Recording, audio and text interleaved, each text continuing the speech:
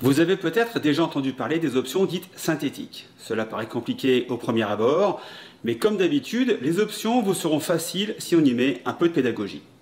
Bonjour Mickaël, je vous propose aujourd'hui d'aborder le sujet des options dites synthétiques.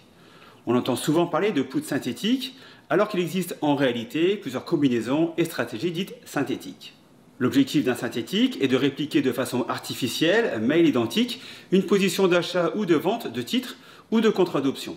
Le principe de base consiste à faire deux opérations qui peuvent être un achat ou une vente de sous-jacent avec l'achat ou la vente d'une option, voire une combinaison de deux options à l'achat et à la vente. Si vous trouvez cela un peu compliqué, c'est tout à fait normal. Pour être très franc avec vous, ce n'est pas le genre de choses que je fais tous les jours. Je vais prendre pour l'exemple le put synthétique puisque c'est le plus connu et le plus souvent évoqué sur les différents forums. Si vous voulez répliquer une vente de put traditionnelle de façon synthétique, vous devrez acheter le sous-jacent et vendre une option call. Les plus connaisseurs me diront alors que c'est un covered call et ils auront complètement raison. La vision à terme de la version synthétique est donc baissière sur ce cas précis. Voici une liste des différentes stratégies proposées par les options dites synthétiques. Si vous voulez remplacer un achat de sous-jacent par une stratégie synthétique, vous devrez acheter un call et vendre un put. Si vous voulez remplacer une vente de sous-jacent, donc une vente dite à découvert, vous devrez vendre un call et acheter un put. Pour répliquer un achat de call, vous devrez acheter le sous-jacent et acheter un put. Pour répliquer une vente de call, vous devrez vendre à découvert le sous-jacent et vendre un put. Pour répliquer un achat de put, vous devrez vendre le sous-jacent à découvert et acheter un call. Quel est donc l'intérêt de faire des stratégies dites synthétiques plutôt que de passer directement les ordres sur le marché? Il y a à cela plusieurs raisons, comme par exemple la réduction de la marge demandée par votre broker par rapport à une vente de put à nu.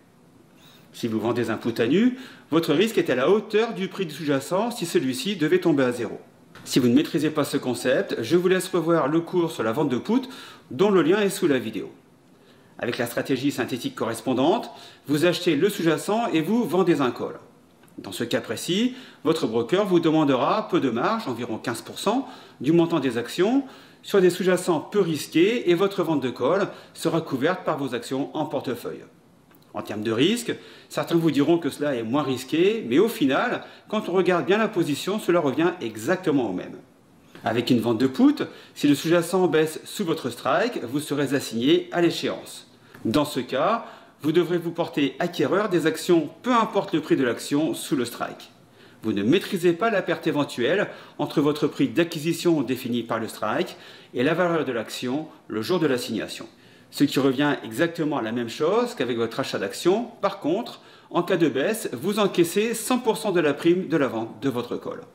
D'un côté, vous êtes dans une stratégie où vous ne voulez pas voir baisser le sous-jacent pour éviter de vous faire assigner. De l'autre, vous voulez voir le sous-jacent baisser légèrement pour récolter la prime du call, sachant que vous aurez une perte de valeur de vos actions.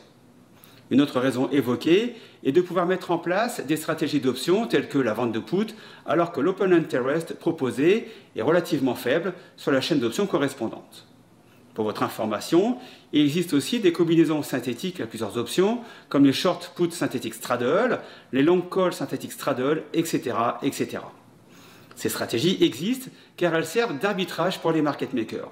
Donc, à part envisager le fait de rentrer dans une salle de marché, elles représentent, à mon avis, peu d'intérêt pour les traders retail que nous sommes. Juste un avertissement de rigueur, faites attention aux stratégies synthétiques comprenant une vente de titres à découvert distribuant des dividendes. Selon la date d'expiration, vous pourrez être amené à verser le dividende à l'acheteur du titre. Si vous voulez briller lors des soirées mondaines, je vous laisse le soin de regarder ces différentes stratégies sur Internet. À notre niveau, la connaissance de ces différentes stratégies relève plus du plaisir personnel que de la réelle prise de position quotidienne sur notre compte de bourse.